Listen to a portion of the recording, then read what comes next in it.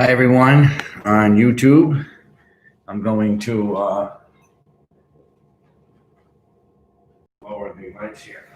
All right. Well, Francesca is going to be with us. I caught her. All right. So Francesca is going to be with us. All right. So let's get on here. I think I'll just adjust this a little bit. Okay.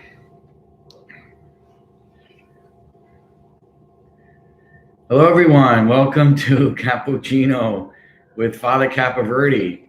We have a little friend with us today. I caught her. She was trying to jump up to the area there where she eats, and she's a little hungry, I think. She didn't eat her food last night. Some nights I leave her out food, and I leave her a lot of food, and she eats the whole thing. And I wake up in the morning and her plate is completely empty. And, being Italian, of course, I love when she eats. So I'm really happy to see that she ate all her food. I'm like, Francesca, good girl, you ate all your food. And then some mornings I wake up like this morning, and she doesn't touch her food in the middle of the night. So I don't know. Cats are very finicky. I know my sister had a lab for many years.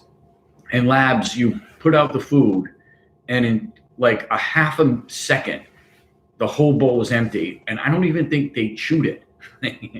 And with Francesca, she'll nibble a little at her dish, and then she'll come back to it. And I always have dry food for her, in case she's hungry. But because the wet food, it dries out very very quickly.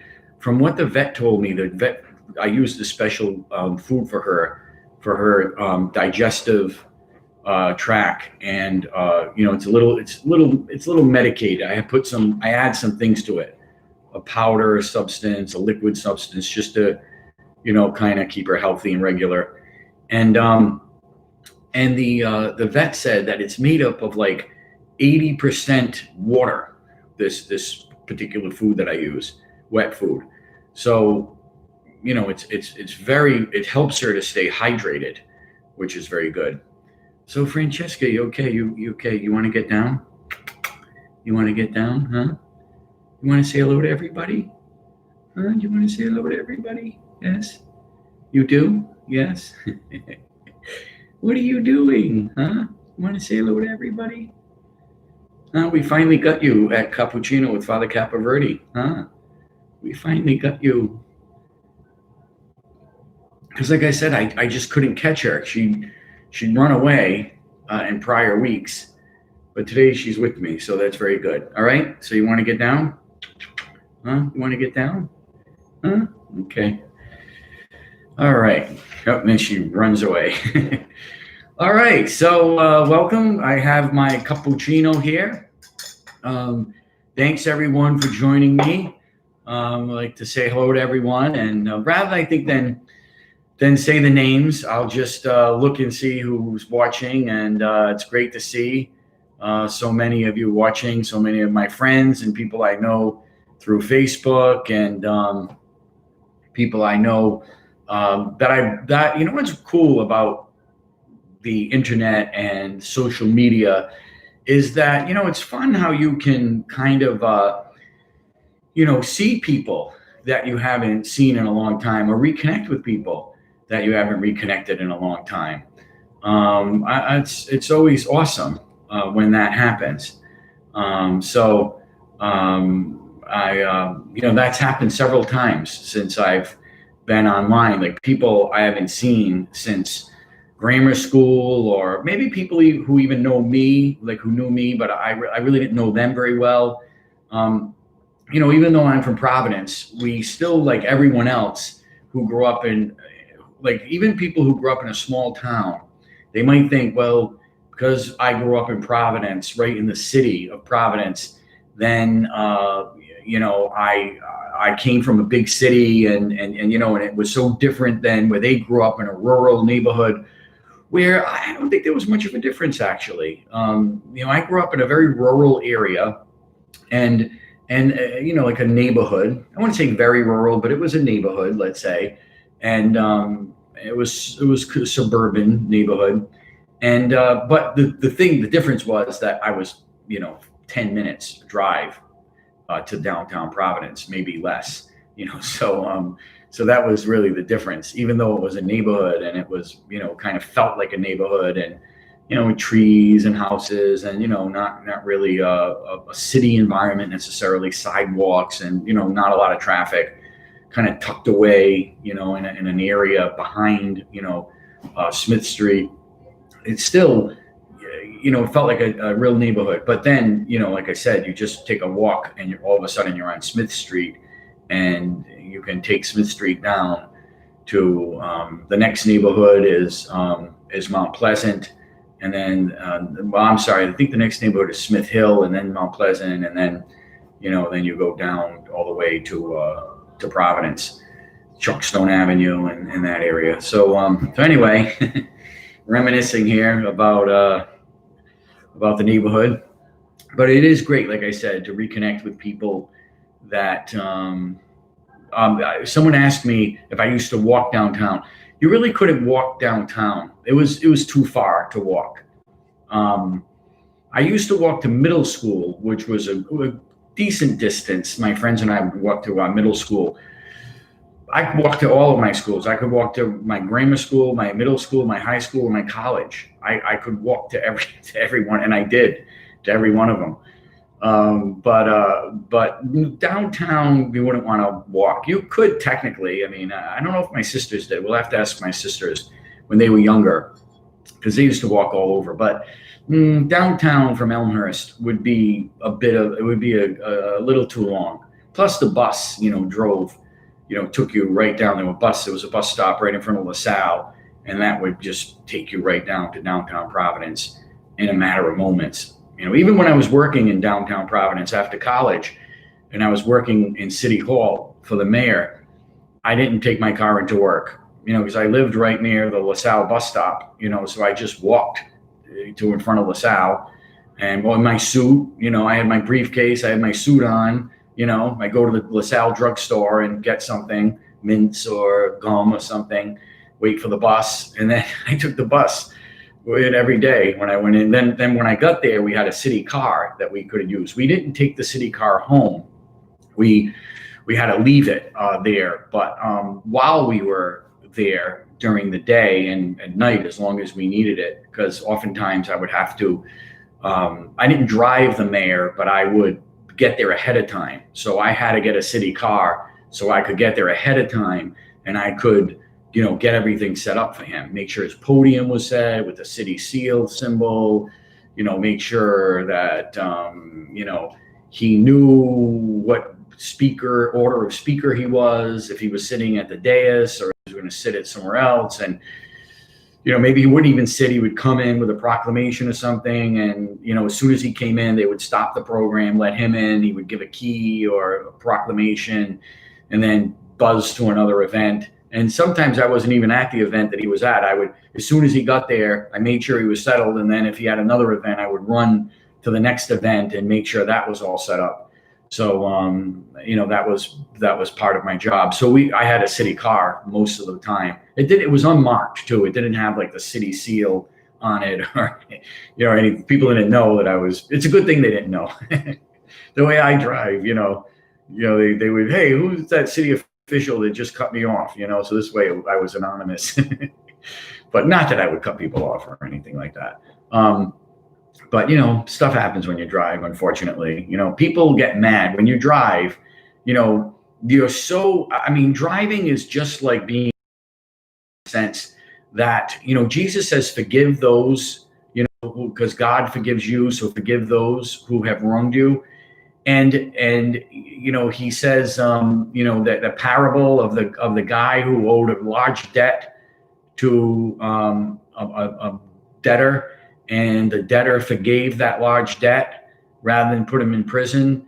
And then the guy who was forgiven the debt had a much smaller debt owed to him by one of his fellow servants, and he choked him and he said, pay me back every dime, and people were so shaken by that because they knew that this debtor had forgiven him his debt. And yet here he is, shaken down, this guy for a much smaller amount. So the landowner, of course, that was, very upset and and there were consequences for that guy. So that's the parable. But I think it's like that with driving, because sometimes, let's face it, we're the guy who accidentally, cut somebody off, or we're the guy who accidentally does things that are, that we don't mean to do. And the person gets really mad at us, and we think to ourselves, hey, come on, I'm only human. It wasn't an accident. I corrected myself, but, it was a little mistake I made. Give me a break here. We say that when we're the ones that make the mistake. But when we're on the receiving, when we're the ones who have the mistake made against us, all of a sudden we're impatient and we beat the horn. How dare that person do that? What a stupid driver. Yet just the other day we did the same thing. So we have pacienza. We have to have patience. If you see me on the road, have patience with me. Don't judge me by my driving, please. I just, I get impatient when I drive. I just want to be there. But I like to drive though. I really love to drive. I have a shift, I have a 6-speed. So, I always said when I was younger, I just would never drive an automatic. I just would never buy a car that's an automatic. As a result, I'm very limited in what I can buy, because there aren't many cars out there that are manual transmissions anymore.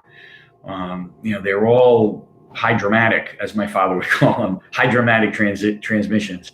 My father would say, I don't know why you like a shift. The favorite invention in my lifetime that I've ever had was the hydromatic transmission, he would call it. So he said, when that came out, and I didn't have to shift. It was so nice. I could just drive. And I'm like, Dad, why would you just want to hold a steering wheel? I mean, when I drive, I don't want to steer the car. I mean, that's really what you're doing. You're steering the car. You're not driving the car, you're steering the car. But when you have a manual, now you're driving the car. You're determining how much gas is put into the engine.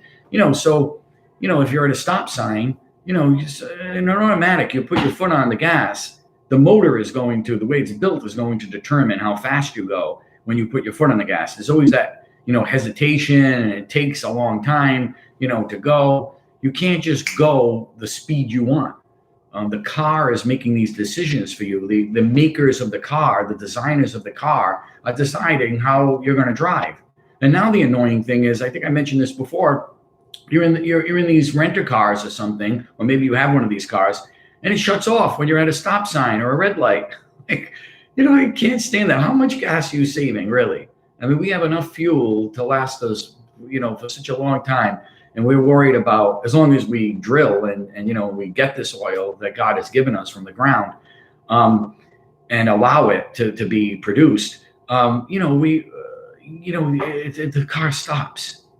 I'm like, you got to be kidding me. So now you put your foot on the gas for the red light, not only in another car where it doesn't stall when you stop, you put your foot on the gas, you really don't go that fast. Now you have to put your foot on the gas and you have to start up the car again and then go.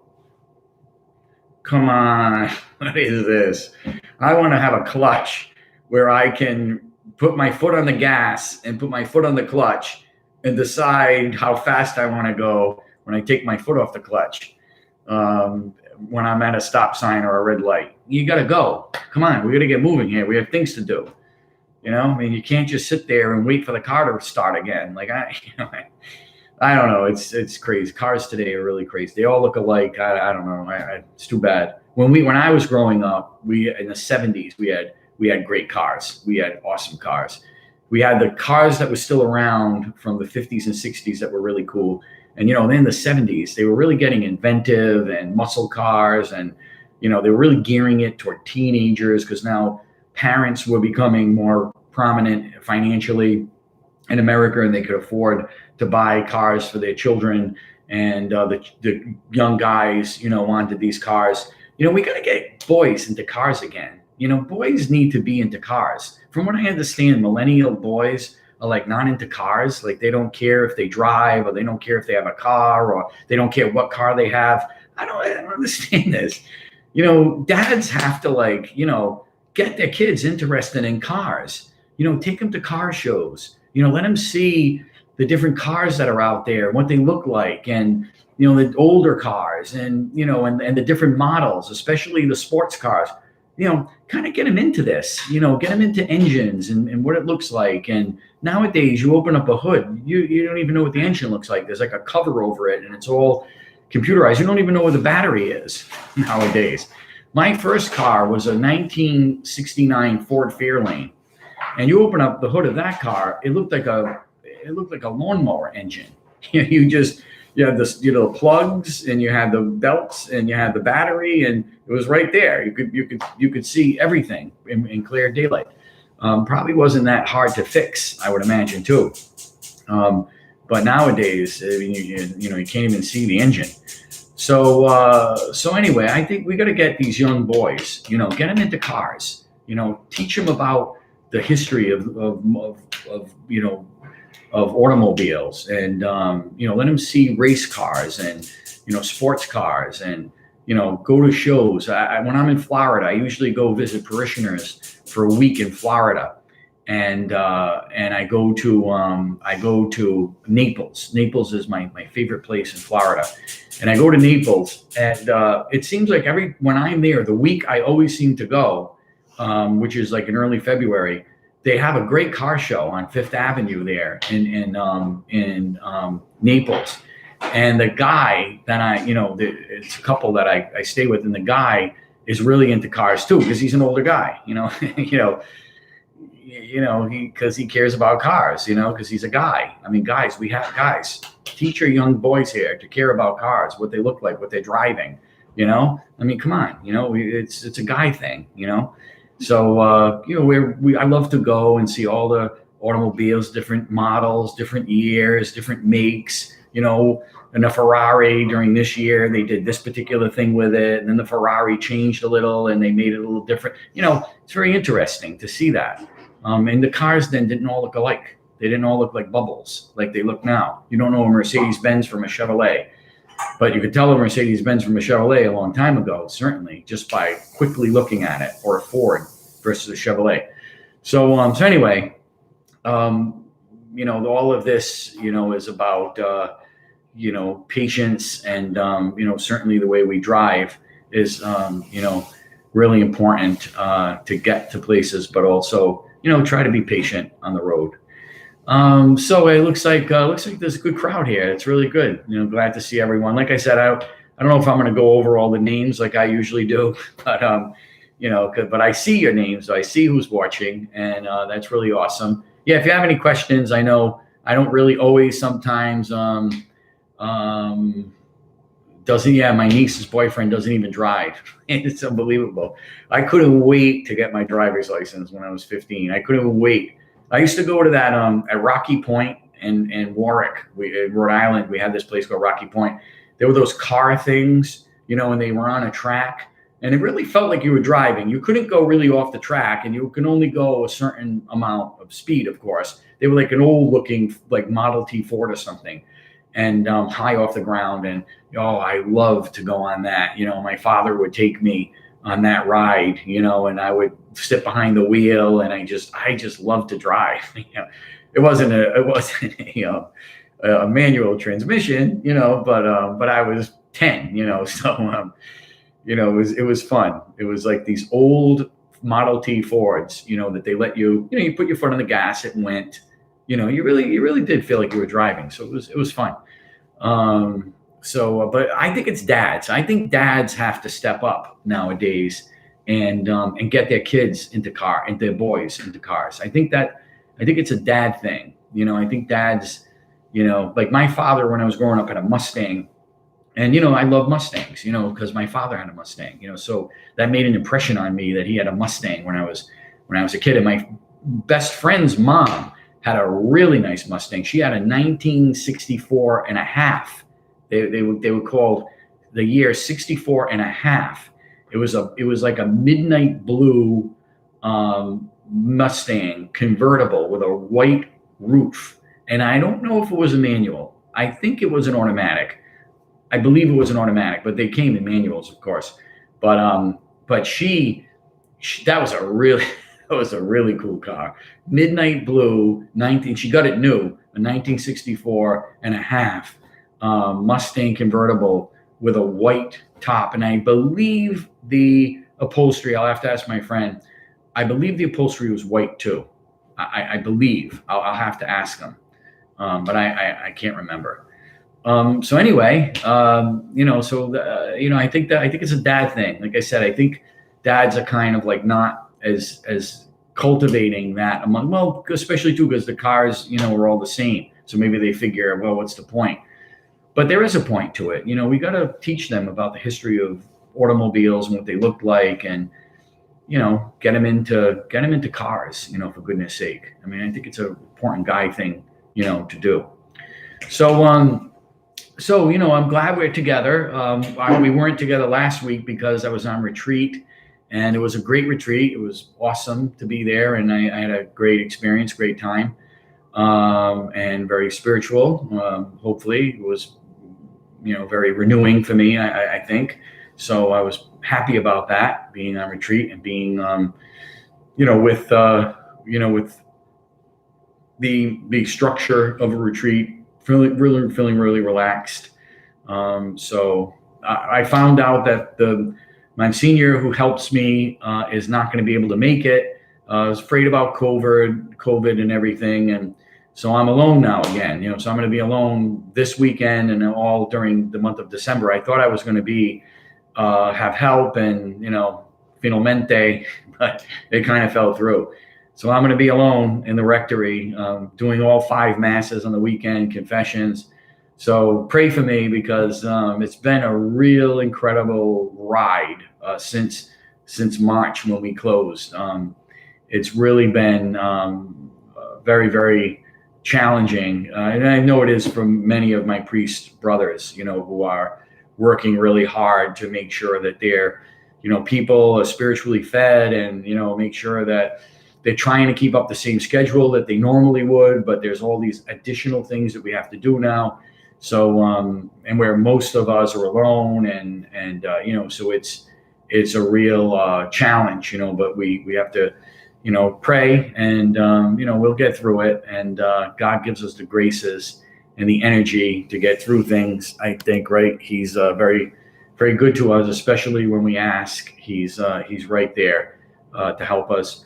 So that's good. So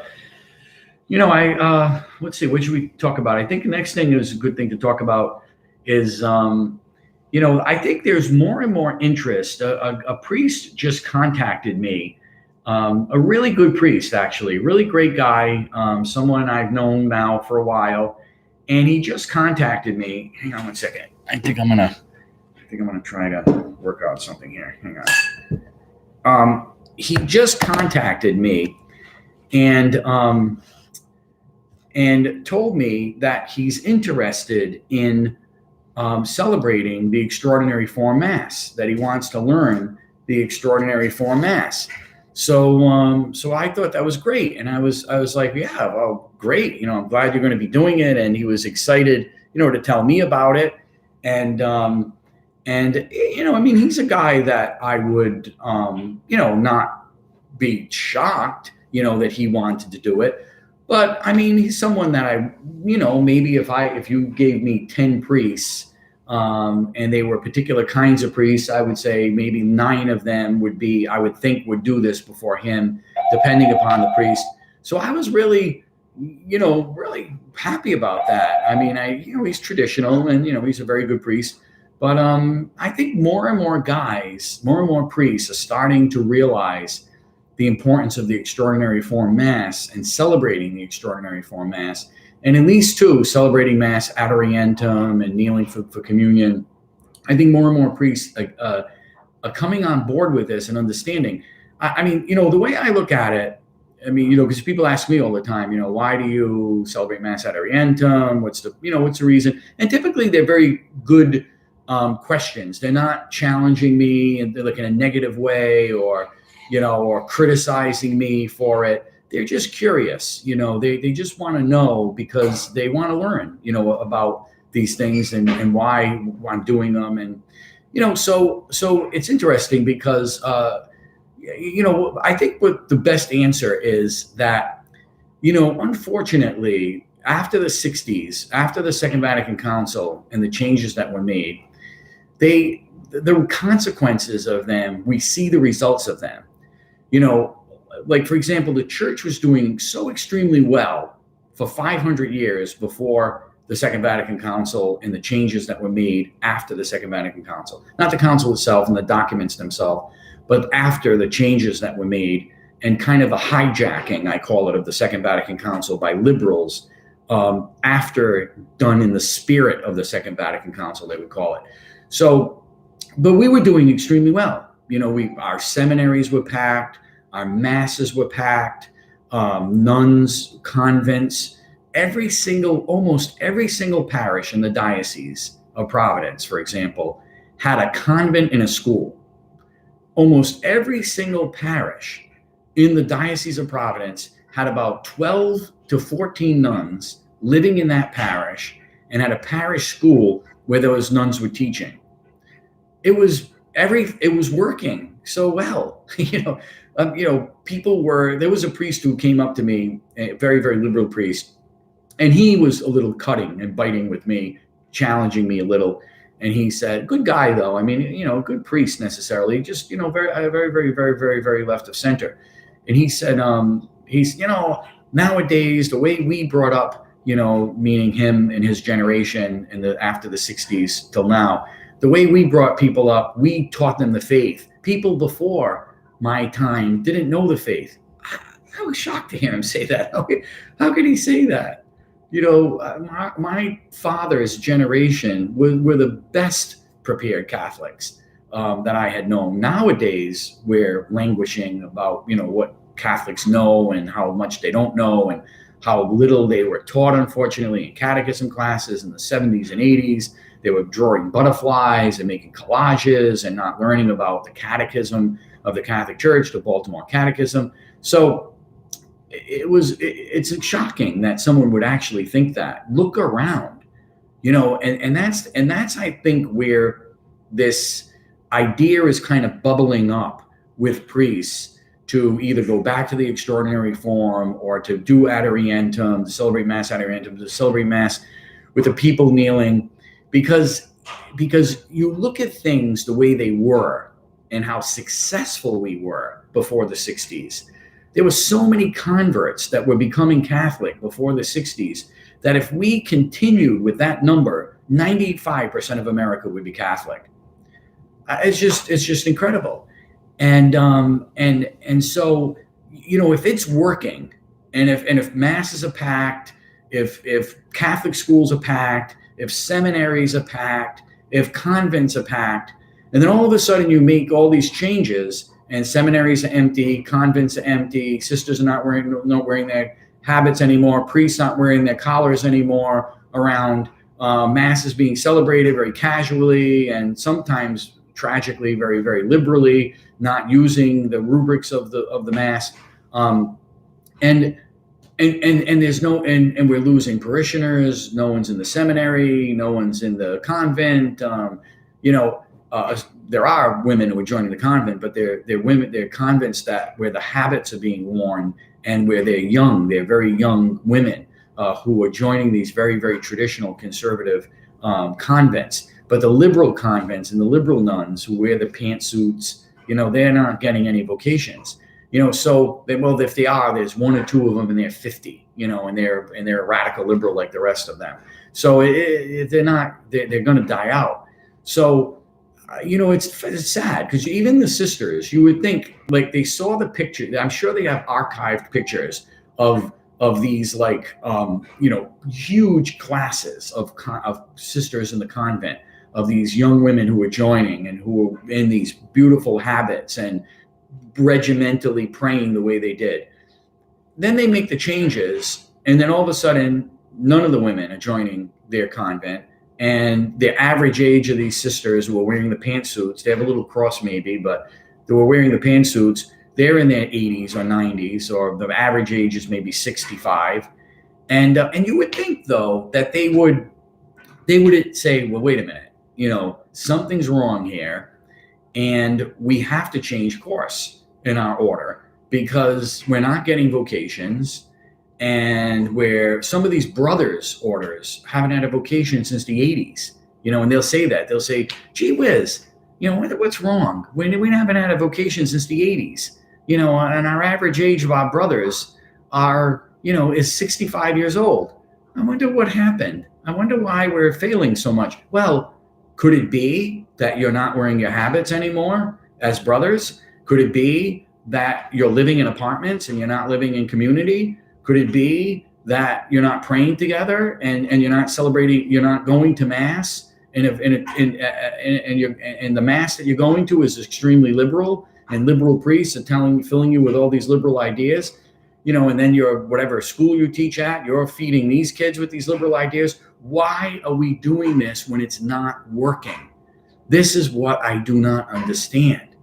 Is this isn't working? What we're doing now is not working, folks. We're not, even before the pandemic. Now, of course, it's different because people aren't coming to mass because they're afraid, or they don't have to because of our, because of the obligation being removed because of the pandemic. And I'm not arguing that. I mean, of course, I think that's very compassionate to do that, because what are we going to do? We don't want our Catholics, who are elderly, who have preconditions, health-wise, to put themselves in jeopardy because, they could watch it at home, and this is a pandemic. We're in difficult times. So I'm not disputing the fact that the obligation was lifted. I think that was a very compassionate thing to do. But once we get back in order to things, it has to go. Of course, the obligation has to go back, and Catholics have to be retaught. That I don't even know how much they understood that they're not supposed to receive communion if they missed mass. I don't know how many of them really understood that anyway before the pandemic. But again, before the Second Vatican Council, they knew that. They knew that they needed to abstain from communion if they committed a mortal sin or if they missed mass. Many people didn't come up to communion for that reason. They were, what, I'm not worthy. I committed these sins. I didn't go to confession. I didn't go to mass, so I'm abstaining.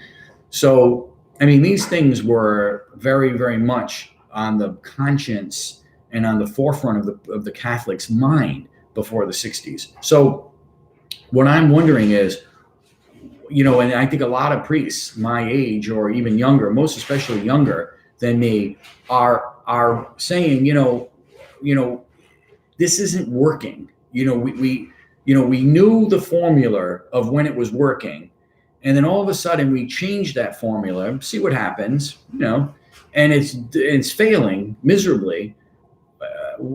Let's go back to what we were doing when we were successful. This is what makes the most sense. It's like, remember Coke? Remember Coca-Cola? Coca-Cola, when I was a kid, I loved Coca. I was a Coke guy. There were Coca-Cola people and there were Pepsi people, right? I don't know which one you were, but I was a Coca-Cola person. I don't drink it anymore. Of course, you get to a certain age and you're like, I don't even drink the diet stuff anymore. But back when I was a kid, I lived on Coca-Cola.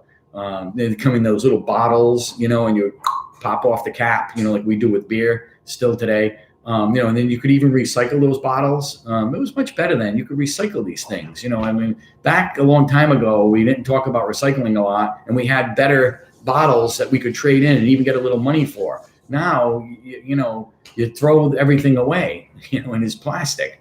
So I don't know. It doesn't make sense to me. I like the bottles, and these classic bottles. They even tasted better, I think, in the bottle. So anyway, Coke was doing really well, right? Pepsi was giving them a challenge, but there were the cola wars, they called it, where these guys, these salespeople and advertising people were going back and forth, and they were in a tough competition with each other, Pepsi and Coke. You were either a Pepsi person, like I said, or a Coke person. I was a Coca-Cola person. And then what did Coke decide to do? They changed their formula. They were so successful. I think they were beating Pepsi too. Pepsi certainly was giving them a run for their money, but they weren't worried about going out of business, for goodness sake. That's for sure. But yet they changed the formula, and people stopped drinking it, and they were like, "We don't like this. We want to." And Coca-Cola, what did Coca-Cola do? Coca-Cola didn't say, oh no, no, absolutely not. No, this is the new order now. We are in charge, and there is no way that we're going to go bring back that Coke. Because, yeah, but look, I'm the advertising guy. I'm the consultant here, the PR consultant. I'm looking at your numbers. When you had the classical formula, you were doing so well. People are not accepting this new formula. They're not buying your product as much anymore. They don't like the taste of it as much. Yeah, they're buying it, and you're not going to maybe go out of business, but people want the classic taste of Coke back. No, absolutely not. No, that's not what the Coke people said. They didn't dig their heels and say, no, this is our baby, and we changed this, and this is right, and you're going to like it, whether you like it or not. We're going to force it down people's throat. That's not what a business does that wants to survive. A business that wants to survive is going to listen to the people, especially if they're using their feet and their pocketbook. You listen to the people, and the Coca-Cola company said, look, okay, we hear you, people. You're not buying the product as much as you used to, and you're not drinking our product as much, and you're going to Pepsi. Why did they want to become more like Pepsi when they were Coca-Cola? And that's, I think, what they were doing. They were trying to get their flavor of their soft drink to be more like Pepsi. But people who drink Coca-Cola in great numbers loved Coca-Cola for the taste of it, not Pepsi. If they wanted a drink that was like Pepsi, they would have done that. They would have gone over to Pepsi. But they liked Coca-Cola. So what did Coca-Cola do? Coca-Cola said, okay, we're going to go back to classic Coke. They called it classic Coke. So now, just because, maybe to save face, or maybe just to see what happened if they brought classic Coke back, maybe people would reject it because they were starting to like the new Coke. They had them in the same containers in the grocery stores. You can get classic Coke or you can get the new Coke. And what happened? The classic Coke is now called just Coca-Cola. And where's the new Coca-Cola? It's gone, folks. And I think that's a good example of what happened in our church. After the Second Vatican Council, in the spirit of the Second Vatican Council, when all this deconstruction was taking place, priests weren't wearing their collars, nuns left their habits, they left the convent, they were getting jobs. We had a nun that was the Attorney General of Rhode Island, and she was still a nun. How are you the Attorney General of Rhode Island? And she was voting for abortion. She was pro-life. She was pro-abortion. So how do you justify being a nun? You're not wearing your habit. You're not living in community. You're not, doing religious work of the church. You're running for office. And not only are you running for office, but you're pro-abortion as a nun. How do you do this? And how do you not have people say, this is crazy? What's going on with this church? It was kooky. It was kooky. John Paul II came along and said, look, no more religious can run for office. We had a Jesuit that was in Congress in Massachusetts. He was a Jesuit priest, congressman from Massachusetts, voted to go to Washington as a congressman, as a priest, and he was voting for abortion in the early 70s. What is this?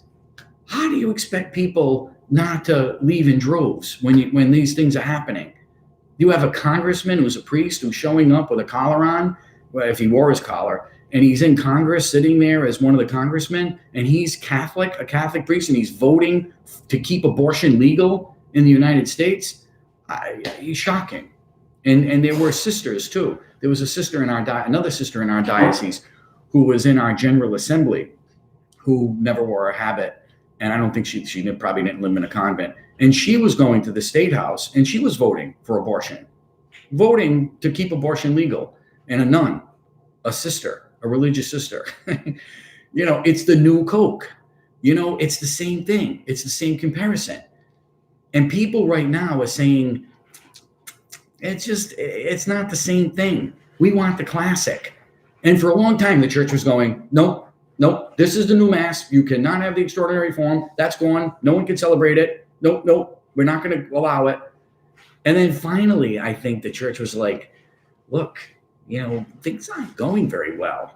We don't have guys in our seminary, and the guys who are coming, they're very, very traditional. And I know we're trying to get them out of the seminary, and we're making life miserable for the traditional guys, and we're, really making the liberal guys, have a much easier time in formation because we want to weed out these trads, these conservatives. But look, I don't know how much more we can last with this, because if we don't allow traditional guys to become priests and guys we think are more conservative, then we're not going to have anyone in the seminary. We're going to have 4 guys, and then they're all going to be liberal, and it's not going to. I don't think it's going to work. So slowly, seminary started to change and said, look, we got to allow these traditional guys in, even though we don't like them or we think they're kind of crazy, because they want to wear the collar and because they believe in the church's teaching. That's crazy. What's happening with our kids today? And liberals would lament about that. These kids today, they want to wear their collars. Do you believe that? They believe in the church's teaching. Do you believe that? Isn't that crazy? We got to try and weed these people out. They're too orthodox. They believe in everything the church teaches. Come on. This is a recipe it's been a recipe for disaster. But now we have the new Coke and the classic Coke, on the shelf. And I think more and more people are choosing the classic Coke. I think they're just saying, it was a good experiment. I guess I can understand why the Catholic Church maybe wanted to be more Protestant in the way that they celebrated Mass and the way they acted as more like ministers and priests. I guess that was inevitable, because when the Reformation happened, it had to affect Catholics, because Catholics are now influenced by the Reformation's theology. Certainly seminaries were certainly influenced by Protestant theology. Some of the professors, or a lot of the professors maybe even, were influenced by especially the Enlightenment. The Reformation was one thing, and that was really difficult for the Catholic Church during that time. And there were a lot of great priests and nuns and religious and lay people who God had arisen in the church to combat theologically these errors of the Reformation. And it held on. They were able to hold on to many countries and many Catholics who wouldn't accept the heresies of the Reformation. But what really was, even more than the Reformation, what really was tragic for the Catholic Church was the Enlightenment in the 1800s. That is what really would eventually cause the 1960s to happen the way it did, and how we drifted after the Second Vatican Council. Because the Enlightenment, now it started to look at history in a different way. And that's fine, I guess, if they wanted to, the secularists. Certainly the philosophers were really, really tragic during that period, because the period of the Enlightenment of the philosophers is really where relativism kind of flowered. The whole point of, that truth is not objective, that truth is only what I believe truth is. So, for example, for abortion, if the mom believes that the baby is not a baby, then it's not a baby, and she can abort it. If she does believe it's a baby, then she wouldn't abort it because she believes it's a baby. But the doctor will not determine medically or biologically or scientifically what is truth about the baby's development in the womb. He lets the mother decide, because she's the patient, and she gets to decide as the patient whether she believes that this is a life or not. And the doctor says, when he justifies abortion, it's a patient-doctor thing. I care about my patient. It's almost like parents nowadays just letting the kids do anything they want. And, you don't want to go to Mass? No problem. You don't want to do this, you don't want to do that? No problem. And the kids are the ones that run the household, because the parents are saying, well, this is between I'm not really the parent. I'm kind of like their friend, and I take care of them by giving them stuff, making sure they're fed and medically taken care of.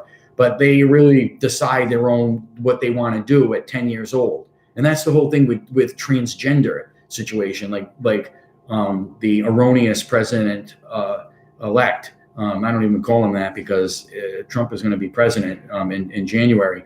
But I mean, he believes in 10-year-olds in being transgender, being able to transition into a different gender. Because why? Because nowadays it doesn't matter how old you are or how educated you are or how much you know about a particular subject. What matters is what I think, my personal opinion, what it works for me. That really is the whole movement of the Enlightenment that really flowered in the 60s. God isn't as important, and nothing is as important as me and my positions and my beliefs. So I know there's a theology, a worked out theology that's based on tradition and scripture. And I know as a Catholic, Biden is a perfect example of this. Catholic, but he's as more Catholic as an ant on the ground. Catholic people will say, well, I can pick and choose, what I believe. Like a cafeteria. You go with a tray and you say, I like this, I like this, I like this about the church. I'll walk around with rosary beads in my pocket, and I may even go to mass once in a while for show, just to kind of let people know that I'm Catholic. But if you don't believe in the church's teaching, especially on the two most important issues, when it comes to marriage and who can marry, as far as God is concerned, and who should be born, as far as God is concerned, after they're created, then it's you're completely sold out into being a cafeteria Catholic. So that really is the essence of the Enlightenment. It's this reflection on oneself. It's a turn to the self. Before the Enlightenment, in Catholic scholastic theology and scholastic philosophy, it was turned to the object. The object was God, and what he said goes, and you conform your life to him. And how do you know what God believes? Well, you look to the Catholic Church, you look to the priest, you look to the bishops, you look to the cardinals, you look to the traditions of the church, the patristic father period, the great theologians of the church, Augustine, Aquinas, Bonaventure, and so those are the authorities that help us to conform our lives to Christ, to conform our lives to God. That's what it means to be a Christian. To be a Christian is not what I like. Church is going to conform to me. And there were religious orders that do this. There were religious. You look and you say, why is this priest, believing this or that? That's, he has a gay pride flag hanging from his outside of his church, and it's a Catholic priest. How could he allow this? Because what happened is the world converted him. The world converted his particular religious order. That's what happened. But see, it's the opposite that needs to take place. That religious community needs to convert the world. It's not my philosophy now becomes the church's philosophy, but it becomes now I have to conform myself to the will of God and to the will of the church. And that really is the essence of where we're at right now. And that's why it's so important that we get back to where we were when the church was ordered, and when seminaries were packed, and when churches were packed. We had the right formula. It was a formula of pointing to the object. Because the priest really, it didn't matter necessarily who the priest was when you went to mass. He'd come out, he'd ring the bell, he would go to the altar, he'd say his prayers, he would celebrate the mass, you would be attending, you would be participating spiritually, of course, and then, you would go home. But if the priest, though, if his personality is going to completely take over the mass, and people are drawn to him personally and not the mass, this is why we have so many people hopping, and I don't like this one, and I don't like that one, and we got to get back to the essence of what the mass was, and just admit it. And I think that's really the essence of the problem, is that guys just don't want to admit that they kind of came up with a new formula to Coca-Cola and it's not working. But it's okay. I mean, we all have to have humility, and, figure out what works and what doesn't. I mean, there are things we do as pastors, or we do at work, or we do at home with our kids, and we say, this really worked. This way of disciplining, this punishment I gave, it really works. And it kind of like helped mold my child in a better way. I got to remember this, and I got to stick to this agenda, this kind of parenting formula. Other things you don't work, you're like, well, that didn't work. I tried to do A, B, and C, and it kind of backfired, and I got to go back to the drawing board and figure out what was the best strategy to take. So that's really what we need to do as a Catholic Church is look, okay, was tearing down all the reredos, painting over the paintings, taking down all of the altar rails, making our churches look Protestant, making the Mass look more Protestant, feel more Protestant, act more Protestant. Did this work for us? I mean, I'd be the first one to say, wow, if all these changes were made and we doubled the number of people we were having at Mass, if we doubled the number of people in the seminary, if we doubled the number of people in the convents, if we weren't closing churches and schools, but we were opening new ones all over the place, I would say, look, Benedict, God bless. I mean, you guys in the 60s, after the Second Vatican Council, you tore down reredos, you whitewashed over paintings, you took out altar rails, you made circular churches, and I guess, you're facing everyone, and you're receiving on the hand, and you're receiving standing, and it worked. God bless you. You kind of figured out that there might be a different way, and hey, more power to you. I'm the beneficiary of your great labor, of changing all of this stuff, because, people are better catechized, and they're coming to Masses in more droves. More young people are getting married in church than even before.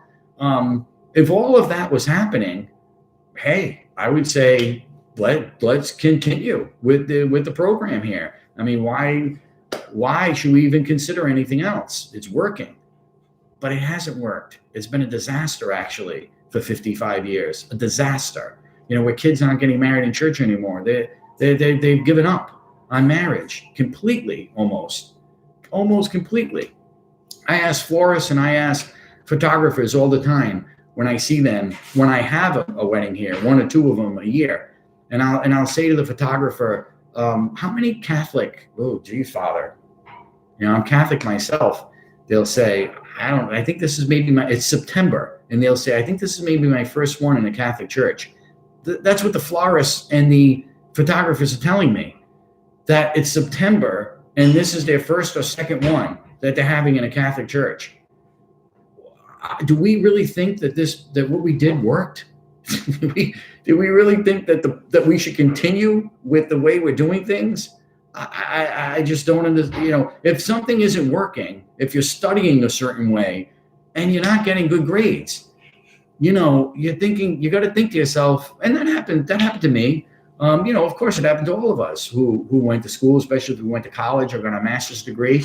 There's certain, once I got my master's, when I was getting my master's degree, and even like maybe my second and third year of college, I started to realize what was working. You kind of have to make adjustments because you're not in high school anymore. It's not as regimented. You could sleep in, you have more of a free schedule. No one's looking over your shoulder. Some teachers really wouldn't require as much attendance as long as you passed the tests.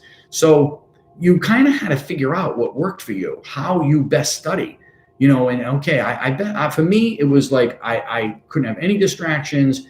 I had to just completely immerse myself in a library. I had to, okay, this is my time of almost like working out. Like, this is my time in the library. I have to, and I don't like talking. I didn't like groups either. I wasn't a good learner in groups, and I know especially in law school and in med school, it's probably very helpful. And I would imagine if I went to law school or med school, I probably have to do that. It would probably be helpful in that environment, I guess. But for me though, when I was in college and the teacher would assign us into groups, it just never worked for me. I always felt like I was I was behind or I was ahead of the other people. And if I was behind, I needed to catch up. If I was ahead, I had to wait for them.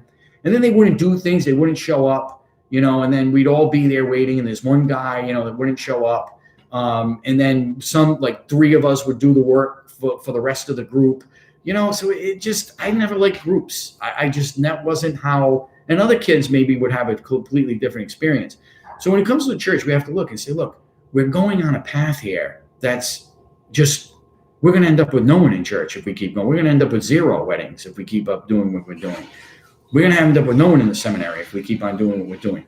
We have to make adjustments here, and we have to look and see, like classic Coke, what worked, and when the churches were packed, when the seminaries were packed. And we have to get back to that. We have to get back to Ad Orientem. We have to get back to kneeling for communion. We get back to receiving on the tongue, not in the hand. The lay person is touching the Eucharist. That was unheard of when 50 years ago, because and then people say to me, yeah, but the apostles received communion. Well, the apostles were concelebrating. The apostles weren't lay people there at the Last Supper. Jesus didn't say to the 5,000 of the crowd that he was preaching to, this is my body, this is my blood, do this in remembrance of me, come up everyone and receive communion. And he was, passing it out in their hands. No, it was only the 12 were there. Only the apostles were there.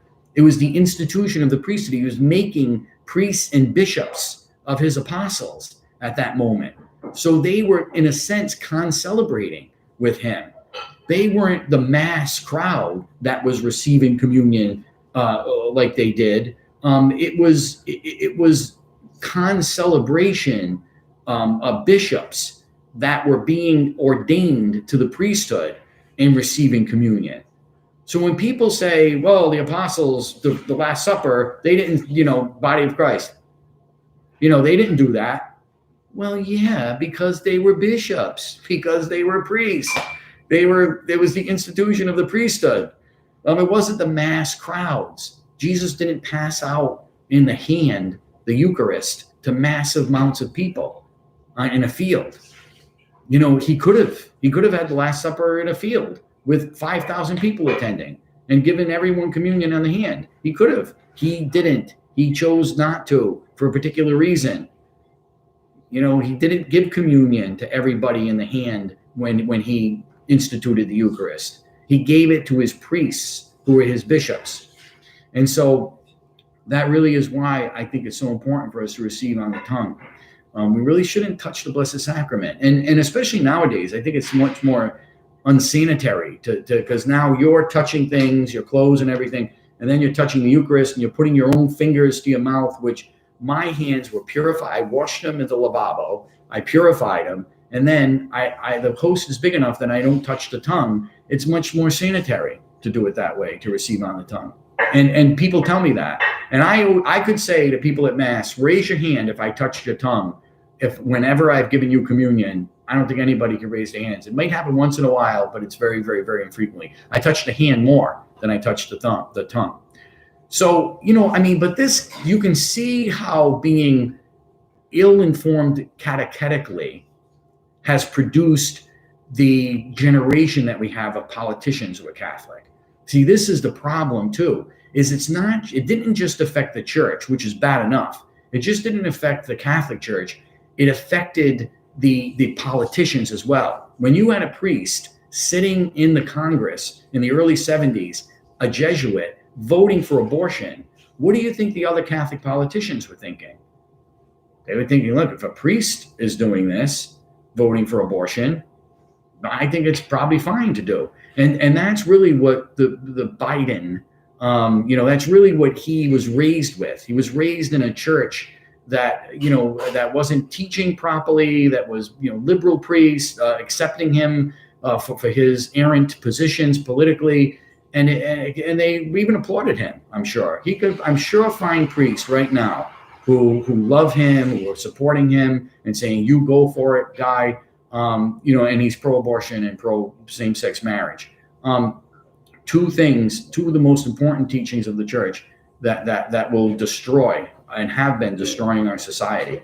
So, and sometimes he's even getting patted on the back, by priests and and church officials. So, this is the problem that we find ourselves in.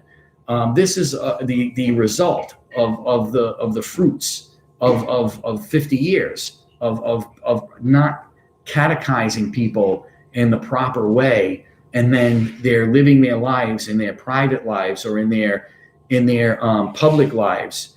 They're deviating from what it is that morally their convictions, and other convictions are taking over. Because if your conscience isn't informed by the orthodox truths of the Catholic Church, and you're a public official, then other beliefs are going to form you. Other errant philosophies are going to inform you. Everybody does things because they feel convicted to it. You can't say, well, I represent everyone. I don't just represent Catholics. I represent everyone. Yeah, but whatever decisions you're making, you're convicted in them. And where are you getting your what are you drawing philosophically to get your convictions? What is helping you to inform your conscience to believe that what you're doing? There was a state rep, I remember, and a big vote of abortion was going on. He was a Democrat, a nice guy. I actually liked him personally, but he was pro-abortion. And he came in the elevator in the State House when I was there once, and I had my collar on because I was at the State House. And I think, like I said, it was during the time of a big vote. This was a long time ago. And I said to him in the elevator, I'm really disappointed in the way you're going to vote. I knew he was going to vote for abortion, but I wanted to remind him of he was Catholic. He was Catholic. I don't know. I don't think he was very practicing, but so he said to me, Father, I'm making my decision with my conscience. So. It's interesting he said that. And then, we look at other people who weren't even politically involved, were in the elevator, just workers at the State House or whatever. They all looked at me, and I was like, I guess, yeah, I mean, it's true. He is. It's a bad informed conscience. That's the problem. And will he be culpable for it? I don't know, because, if you have an ill-informed conscience, and you do things, can you be culpable for them? The church teaches that we don't know. If a person does something because they really don't know any better, and they do something and they commit a sin is still committed, and consequences of sin still happen. But is that person really culpable? And again, this guy was Portuguese. He grew up in a Portuguese family. He grew up Catholic, 100%. I know he did. Where was it? And he was of that age where he grew up, primarily after the Second Vatican Council, with probably like priests who were flying homosexual flags in front of their churches. How was he formed? How was he developed theologically? Where does he draw upon his conscience to believe that it's okay to kill a baby in the womb? Where does any Catholic politician draw upon their conscience to say, I'm convicted to believe that this is okay to do? Any Catholic doctor, how could they be convicted if they have an informed conscience? And we know the ones who do have the doctors who have an informed conscience, they're tremendous. They're great doctors. I have a very, very dear friend who I was his priest when he was 20 years old or so. I thought he might go into the seminary, but he went into medical school, and he's an oncologist now, and a very good one. And he's great. He's awesome. He has an informed conscience. He's a great doctor. He understands science, and he's brilliant. He's a brilliant kid, and he does his job extremely well as a doctor. But his conscience is formed properly. He uses his abilities and his mind and his brain that God gave him as a doctor, as a medical doctor, for the cause of good, for the cause of righteousness, for the cause of the truths of what our faith teaches, and he applies that into his medicine, into his life as a doctor, his life as a scientist. And then, so they're great lawyers. There are lawyers that one in my parish, well, there's several in my parish that are great. I can't say one, several that I know in my parish that are great. And they're great lawyers. They apply their job. They say, okay, this is what I know. I'm a lawyer, and I know I have to follow the law of the land. Of course, that's what they have to do. That's what they're sworn to do. But they bring a Catholic conscience with them when they do that. They have a great sense of the natural law, which they don't even teach anymore in school. Natural law, divine law. They understand that there is a higher power, that we all have to ultimately answer to. Any justice we can mete out here on earth is veiled justice. We don't. There are people who are convicted that shouldn't have been. There are people who weren't convicted that should have been. Our court system is only as good as our frailty of our human nature, human state. You could have a very good lawyer who can make sure that a person who's innocent gets an innocent conviction, or a very good lawyer who no matter what he does, the evidence doesn't support this poor guy who might be innocent, but he goes to prison. And that's really a sad thing that it certainly has happened. Because our justice system is fallible, because we're fallible who are running it. But what is infallible is the church's teaching, and who is infallible is God. He's infallible. So if we have a natural law, if our law corresponds to a natural law, then we're going to be better at justice and truth, veritas, truth, the verdict. The verdict means truth. So we're going to be better at finding the truth, ascertaining the truth, finding justice, for the best justice we can for the individual, and if it's based on natural law. Now, how many of you saw Injustice for All? That was a great movie, a Pacino movie. The ending scene was the best. The ending scene, you got to see that movie. It was Injustice for All. It was a great movie. And in the movie, it's about a lawyer in New York, in the 70s, of course, where society is now completely unraveled from it was only a decade before the movie takes place. And lawyers are going crazy, and judges are going crazy, and everyone's just unraveling. And Al Pacino is this really street smart lawyer, who maybe never grew up as or went to school as an intellectual, like a great intellectual. He was a scrapper, and who got by at law school. Probably even did a very good job academically, but he wasn't known to be necessarily a scholar of the law. He was a nitty-gritty defense attorney in Manhattan. So you can imagine in the 70s. So long hair and and all that. And he was really cool, like a cool lawyer, but he was someone who was really in life trying to pursue justice, true justice. And but all around him was corruption. All around him was chaos. And it was affecting him in his life because of the chaos. Because when society unraveled, and even the church, after the Second Vatican Council was unraveling, priests wearing clown makeup, celebrating mass and puppets and all this, it was a crazy, and we're really living the results of it now, but especially when it first happened, it was a crazy time. And the same thing was happening with law in the country. And Pacino is this, like I said, this gruff, kind of scrappy, street smart lawyer who has a real heart. Like he really has a compassionate heart, and he really has the desire for justice. But yet everything around him is corrupt. And how he deals with that is awesome. He's a rebel too. Pacino plays a rebel. And at times, we do have to be a bit rebellious. We have to say, look, look, this is wrong. We're on a path here that's wrong. It is a bit rebellious, but in a good sense, to say, let's, as long as we have God on our side and justice and truth on our side, which he did. Al Pacino in that character had the law on his side. He had truth on his side. He had to inject that in a society that had really been unraveling and losing a concept of what that meant.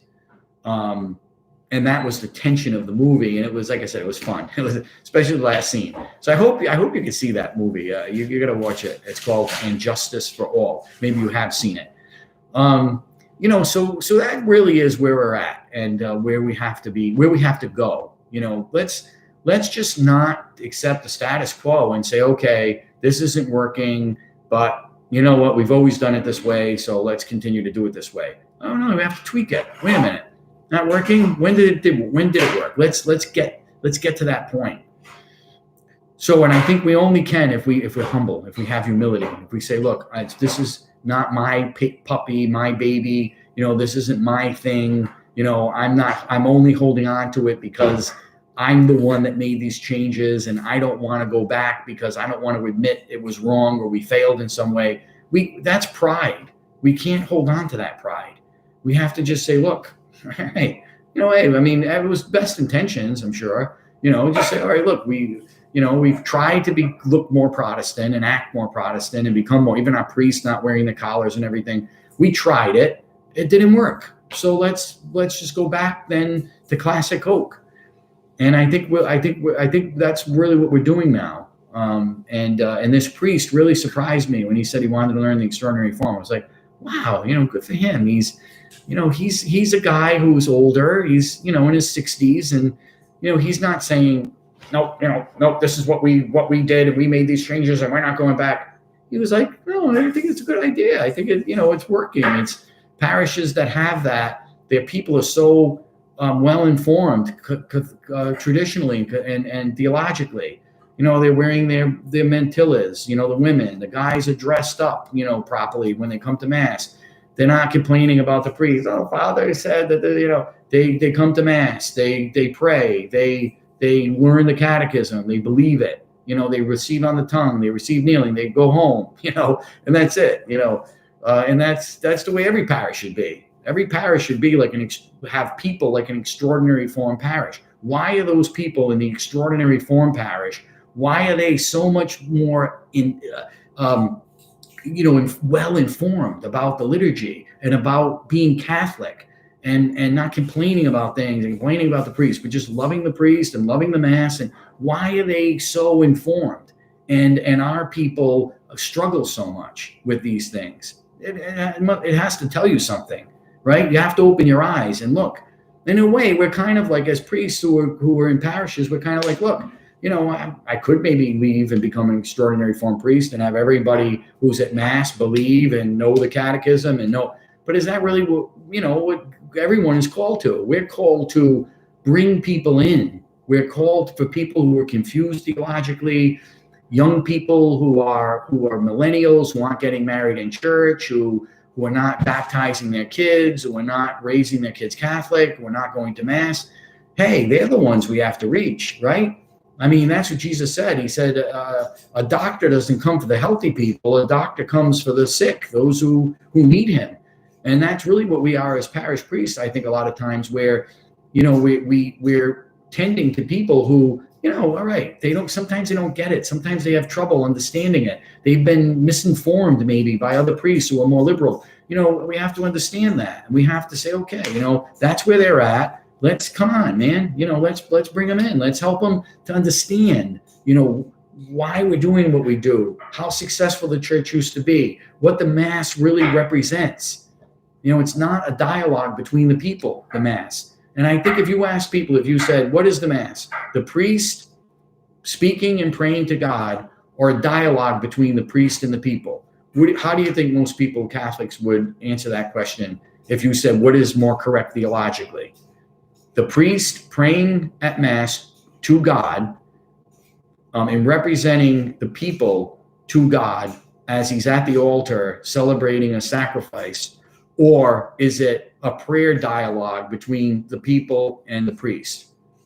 How many Catholics do you think would say B is the right answer? I think a lot of them, because that's what it seems like to them. They're not, they don't know, because they come to mass. Oh yeah, he's speaking to me. He's facing me. He's looking at me. He's speaking to me. So it's a dialogue between me and him. We're praying a dialogue prayer between he and I. That's not the theology of the Mass. That's not. The theology of the Mass is the priest praying prayers to God. And on behalf of the people, he's representing the people who are there as he's praying the Mass. He's talking to God. And then he turns around and speaks to them on a few occasions. But we're all praying to God, and the priest is praying to God as well. Not we're dialoguing with each other. And I think posture has made that to be a big problem of understanding what the Mass is, even understanding what the Eucharist is. People had a much better understanding of the Eucharist when they were kneeling and receiving on the tongue than they do coming up to a line. They're in lines in Walmart, there are lines in Costco, there are lines in BJ's, they're in line in a movie theater, you're in line waiting for a train, but when are you on your knees? Never. You're never kneeling as you're waiting at Costco. You're never kneeling as you're waiting for a train. You never do that. People think, what is this guy doing? You don't do that. So if we're just standing like we are at all these other times of the day that we do things and we're receiving, it's going to be ordinary. People walk away with it. 20 times in my priesthood, I had to stop the line and go after someone and say, you got to consume that. What are they going to do with it when they get to the pew? Why are they having it in their hand that whole time? Because I don't know if they understand. Some people don't understand what it is. They're receiving it, like they receive everything else. You're in line, you receive things all day like that. But if you're on your knees, when are you on your knees receiving something? You don't eat on your knees. You're not eating your food. You're not at the table kneeling as you're eating your steak and pasta, right? If you're eating a Capoverdi, you're not kneeling when you're eating it, right? Right. So but when you kneel to receive communion, by your posture, wow, I'm doing something I don't usually do. I stand all day and I sit all day. I don't kneel when I eat things, but I'm kneeling now. So this is something then. This is more important than a Capoverdi. This is more important than rigatoni pasta. This is the real presence of Jesus Christ. I have to be on my knees when I receive. We have to be on our knees when we receive this. We're not eating a Capoverdi.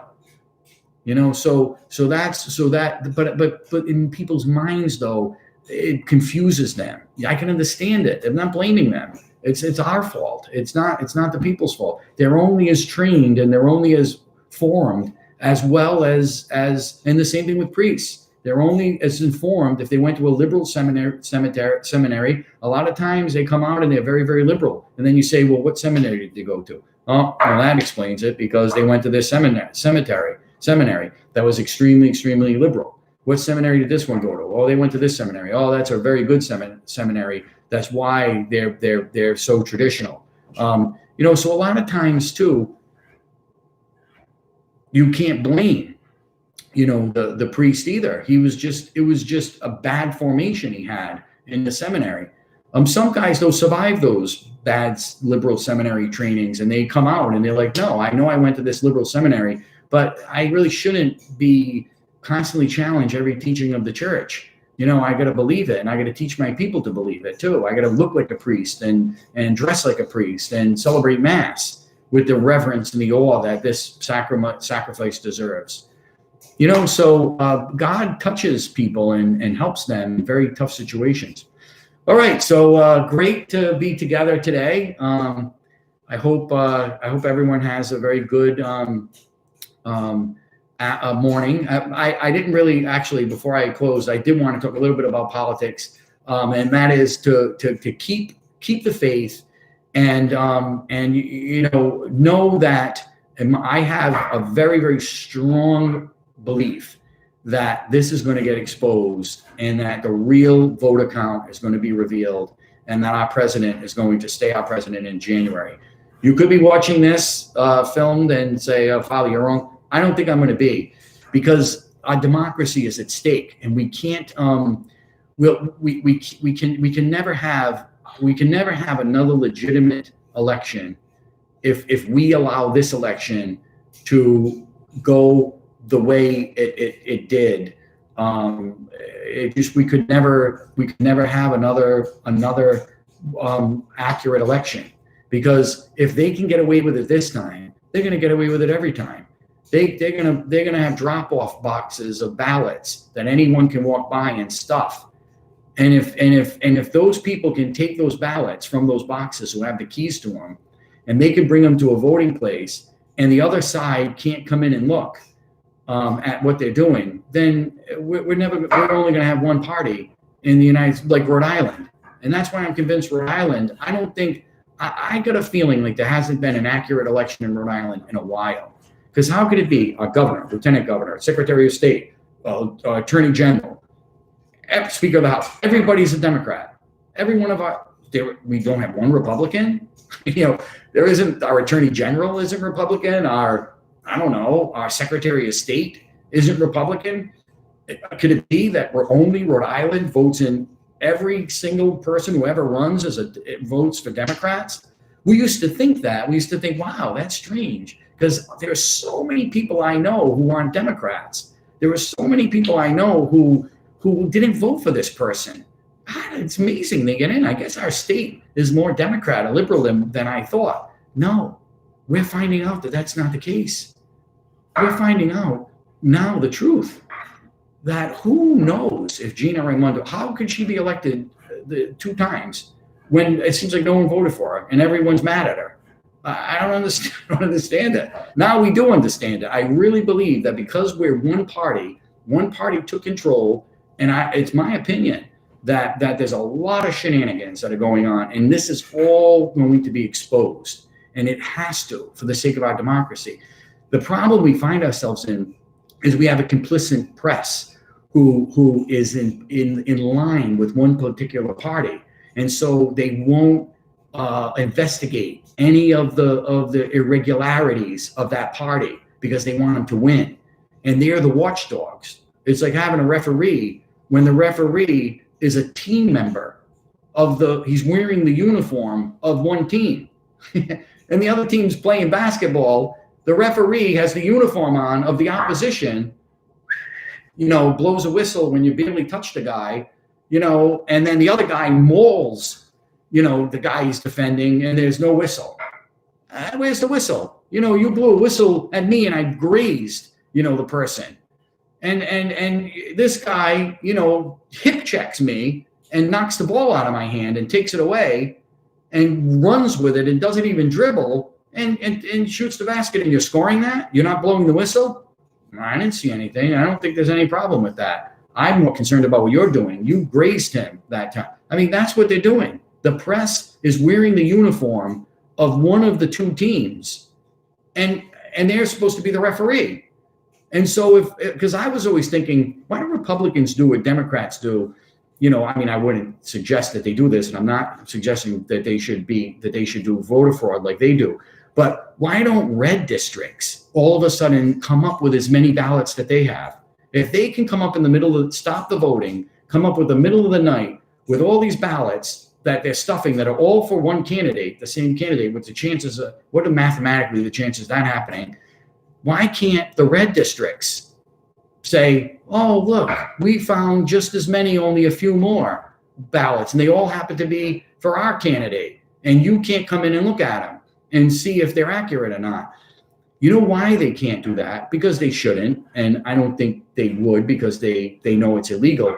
But also they don't do it because they know that the press will be all over them. The press will want to have their cameras shined on every single ballot, and they're going to want to see and every single vote, and they're going to want to see that truck in the middle of the night that delivered these 400,000 ballots. The press is going to want to go over each and every one of them to see if they, and then they'll dispute everyone and they'll look, but they won't do that on the other side. They can have 400,000 ballots that show up in the middle of the night out of nowhere, not have the other guys on the other team look to see if they're legitimate, and the press turns a blind eye. They're not interested.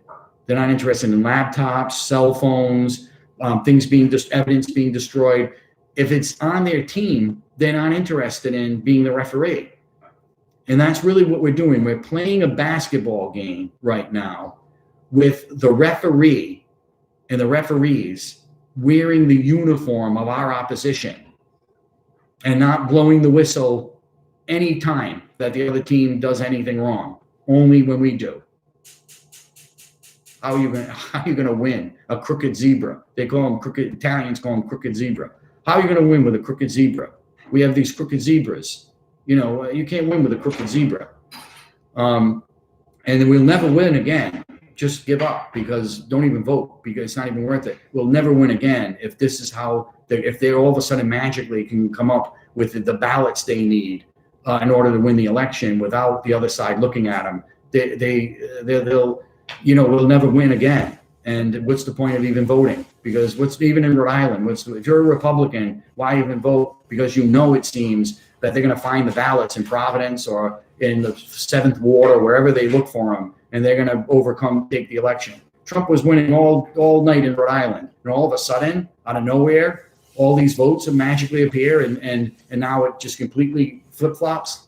Come on, they think we were born yesterday. They think that we don't know what's going on. You can't fool. You can maybe fool us for a certain amount of time, but after a while, you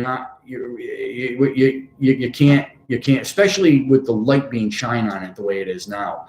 You just can't fool us. And you might think, well, how come, you know, George Bush was reelected? And well, I think partly because they weren't as brazen as they are now. Number one, the press wasn't as, even though they were terrible during the Bush administration with Bush, they were terrible.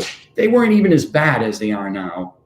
And thirdly, because the Bush people were in office from the 60s, and they had their minions everywhere. So the Democrats couldn't get away with as much because they had a lot of people in the system, in the swamp, that were connected to them and were loyal to them. And they would easily blow the whistle on these scoundrels, you know, because they were loyal not to the Republican Party or to justice or to truth in the country. They didn't care about the Constitution. They didn't care about that. They cared about loyalty to the guy who was giving them a job, and they were loyal to as a politician. That was the Bushes. So the Bushes were protected from a lot of this because they had so many minions over the years of them being in office that they had influenced all over the swamp, all over the deep state. You know, so now you have a guy who's not in the deep state of the Bush administration and all those people, the never Trumpers they're called now. Certainly he's not doesn't have anyone to represent him in the Democrats, of course, because he was a Democrat, but he wasn't running as a Democrat. So, you know, he has no protection. Like I said, the only protection he has is the law, if we're really going to follow it, the Constitution, if we're really going to follow it, and you and I. That's really the only thing he has. And so far, we looked and saw, wow, even us and the Constitution and the law on his side, he still couldn't overcome that. That's how corrupt it is. Should a former president like Obama still live in Washington and even claim almost that he was going to form a shadow government? Since when does a former president, when he leaves office, stay in Washington and with all his connections and stay as involved? They don't do that. Bush didn't. Carter didn't. They all go home. All right, you know, he won. I'll go home. I'll write. I'll read. I'll give talks. You know, I'll be a former president and a statesman of the country. Obama actively worked in Washington as a shadow government for 4 years, plotting to see what you saw. And we're sitting there like a fool. We're watching the TV. They think we're fools. Trump is winning in every state, and we're watching this, and all of a sudden, none of these states are called.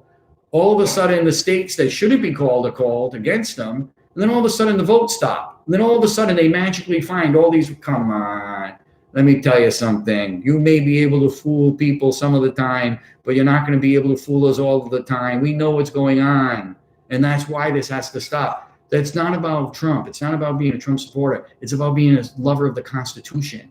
It's about being a lover of America, of our democracy. Because I don't mind. You know what? If people want to vote a certain way, that's a democracy. That's my fault. You know, if I can't get Catholics and if I can't get, you know, people with Christians with an informed conscience, if I can't inform their conscience enough to know how to vote in the voting booth and I lose, well, you know what? I lost. And I chalk it up as saying I need to work harder. I need to try and convince more people. I need to inform more consciences. Maybe instead of going to bed at 10 o'clock, I need to go to bed at midnight, and work until midnight to try and, convince people about these important things. But I haven't been able to so far to my liking. But that's not the case. We're looking at something that's totally different than that. We're looking at crooked zebras, and ballots being stuffed in the middle of the night. So I'm not going to say congratulations. How can you congratulate a person when they magically found these ballots that the opposition can't look at and can't determine whether or not they're accurate? How do you congratulate a person? If you have a crooked zebra and you're playing basketball and he's blowing all these whistles at you when you're doing almost nothing, and the other team is getting away with all this stuff, and no whistles are being blown because the crooked zebra is on the side of your opposition. After the game, you say, "Hey, great game, congratulations. I know it's tough, but we fought it out. But you don't do that. You walk away upset, angry. Like, what the heck is going on here? Who hired this zebra? To do what he did. So this is where we're at right now. We have to. If they get away with this, which I don't think they will, but if they get away with this is going to change everything in America, the way we do things. We're going to have to think. We're going to have to together as conservatives to think about. Even Fox News is gone. They're gone. I can't watch them anymore. They're gone. So we're going to have to figure something out together. Because all of these, the social media, the press, professors in college, the mainstream media, they're all on one side, and they're against us. So it's really important. It's like being a Christian in the Roman Empire when you have an emperor. The Christians couldn't vote in the Roman Empire. The emperor was the emperor. Sometimes the emperors were indifferent and they didn't care about Christians, and Christians were safe. Sometimes emperors hated Christians and they were persecuted. So we're going to live in a country where we're going to completely be at the whim of our leaders that we didn't even elect. I don't think we really elected Gina Raimondo. I don't think we did. I really don't. I think there's a lot of shenanigans that are going on in Rhode Island, just like there are in other blue states. So what are we going to do? I think that's why we need our faith. And I feel bad for people who understand all this and they don't have faith. You better become Catholic, because being Catholic, we know that this is not our life. You can have crooked zebras here all you want. You can have like all these politicians, fixing elections. Doesn't matter to us. We know where we're going. We know we have God. We know we're going to heaven someday, and that's our true home, where there aren't going to be any more rigged elections and a politician who's only trying to do what's right in this country be persecuted every day of his life. There's not going to be that anymore. So as Christians, as Catholics, we're, okay. I'm not, turning to the bottle, and drowning my sorrows in booze all day because, our country has become, our elections have become fraudulent. I'm upset about it and I want to do something about it. But when you have God and when you have Jesus Christ and when you have the Eucharist, how many more years ago? I'm 55. How many more years am I going to be here? 20, 30, if I'm lucky. So that's not a long time, to wait for eternal life. So that's how we have to think. I feel bad for younger people, and they're going to be living in a country that's going to be much different than the way we grew up. But that's why we do have to fight. I mean, we can't lay over. But I mean, what are we going to do? We had our best fighter that, you put your prize fighter in the ring, and the referee in the ring is fixing the fight. What are you going to do? I mean, we had our best prize fighter for 4 years. If cheating goes around in the ring and he can't box, the way legitimately and show his strength in the ring, then what are you going to do?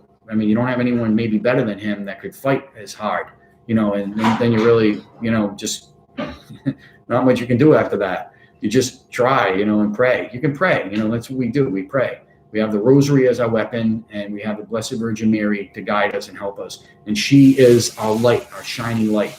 And she will guide us and help us and give us strength in the storm. That's all we need. That really is.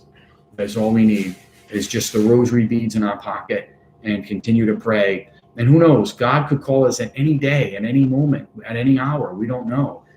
We just have to be ready.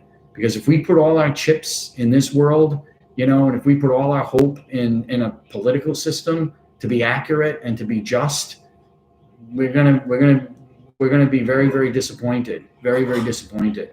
So don't be disappointed. Have hope and have courage and have faith.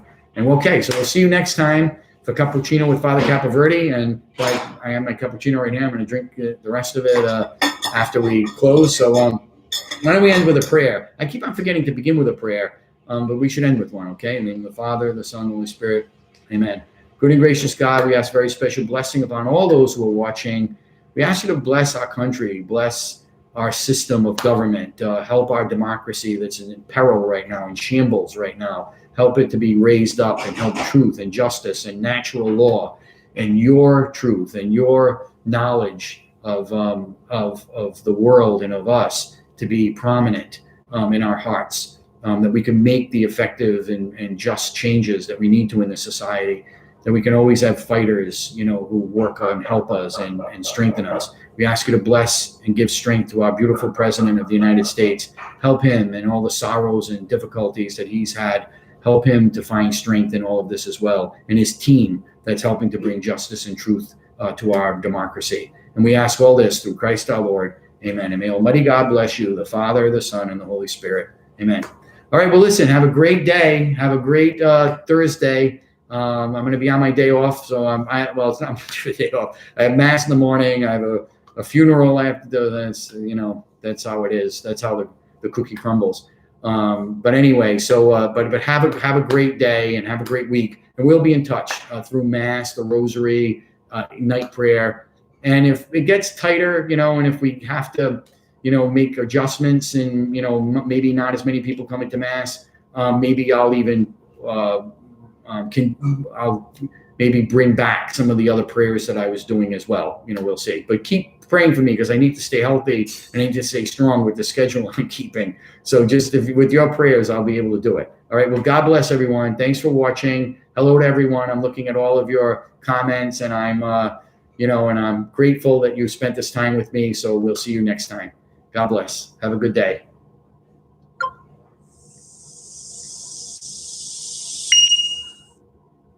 Okay, have a good day, YouTube watchers. Glad you saw the show, and I'm sorry. Like I said, I'm always looking here. Your camera is here, but there's just so many more people on Facebook. That's why I think I tend to look this way. But God bless you, and know you're in my prayers, and I'll talk to you soon too as well. God bless you, YouTube watchers.